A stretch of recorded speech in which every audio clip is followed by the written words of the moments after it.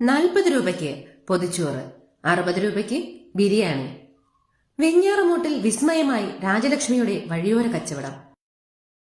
60 ബിരിയാണിക്ക് അത് 2 പീസ് ചിക്കന്, സലാഡ്, അച്ചാറ്, പിന്നെ ഊണിനകത്ത് 40 ഊണിനകത്ത് 2 കറികളുണ്ട്. മീൻ്റെ ഗ്രേവി ഡെയിലി ഉണ്ട്. പിന്നെ കറികൾ സാമ്പാർ, മോരുകറി, രസം, അത് ഓരോ ദിവസവും ഓരോന്ന്. പിന്നെ 2 കൂട്ടാനും അച്ചാറും 40, പൊരിച്ചമീനും കൂട്ടി 60.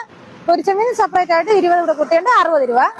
പിന്നെ നമ്മൾ വീട്ടിൽ തന്നെ ഉണ്ടാക്കുന്നതാണ്. നല്ല രീതിയിലാണ് ഊണുണ്ടാക്കുന്നത്. MC റോഡിലൂടെ യാത്ര ചെയ്യുന്നവർക്കും സാധാരണക്കാർക്കും പോക്കറ്റ് കാലിയാകാതെ വയറും മനസ്സും നിറഞ്ഞ് ഭക്ഷണം വാങ്ങാൻ കഴിയുന്ന ഒരിടമുണ്ട് ഇവിടെ.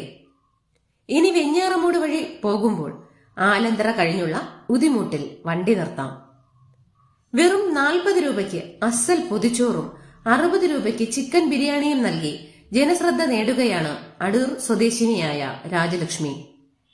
വെഞ്ഞാറമൂട് ഗോകുലം മെഡിക്കൽ കോളേജ് കഴിഞ്ഞ് ആലന്തറ ഉദിമൂട് ഭാഗത്ത് റോഡിനോട് ചേർന്നാണ് രാജലക്ഷ്മിയുടെ ഭക്ഷണത്തട്ട് പ്രവർത്തിക്കുന്നത്. വില കുറവാണെങ്കിലും ഭക്ഷണത്തിന്റെ ഗുണനിലവാരത്തിലോ അളവിലോ ഒരു വിട്ടുവീഴ്ചയും ഇവർ വരുത്തുന്നുമില്ല. അതുകൊണ്ട് തന്നെ ദീർഘദൂര യാത്രക്കാരും പ്രദേശവാസികളും ഒരുപോലെ ഇവിടെ നിന്ന് ഭക്ഷണപ്പൊതികൾ വാങ്ങാൻ എത്തുന്നു. ഒരിക്കൽ ഭക്ഷണം വാങ്ങിയവർ തന്നെ വീണ്ടും തേടി വരുന്നു എന്നതാണ് ഞങ്ങളുടെ വിജയമെന്ന് രാജലക്ഷ്മിയും പറയുന്നു.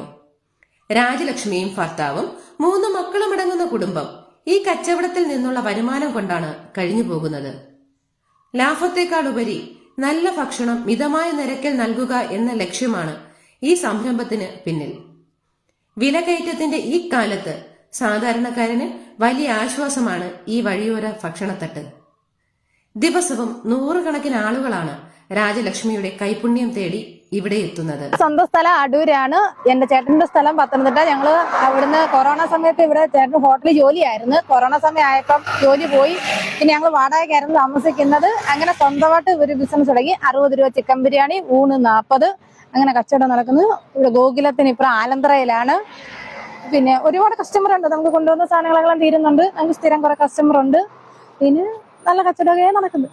നമ്മുടെ കുടുംബത്തിൽ ചേട്ടനും ഞാനും 3 പിള്ളേരുമാണ്. മൂത്ത ആള് 7 പഠിക്കുന്നു, ഒരാൾ 6 പഠിക്കുന്നു, ഒരാൾക്ക് ഇപ്പം 3.5 വയസ്സ് കഴിഞ്ഞ്. KVM സ്കൂളിൽ വെഞ്ഞാറമൂട്ടിലാണ് പിള്ളേർ പഠിക്കുന്നത്. സുഖമായിട്ട് പോകുന്നു.